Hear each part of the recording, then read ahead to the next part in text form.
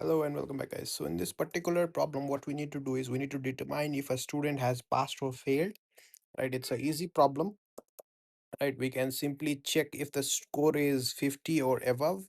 We call it pass. Otherwise, we call it fail. Right? So, what we can do is let's just have a if condition. Right?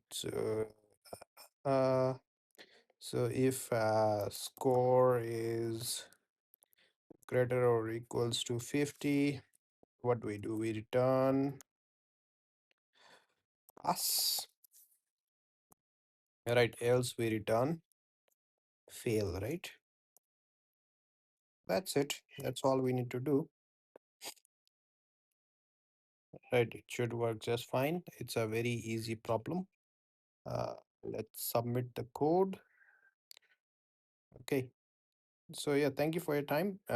We will move on to some easy problems in the next uh, instance. Okay, thank you for your time. Take care. Bye bye.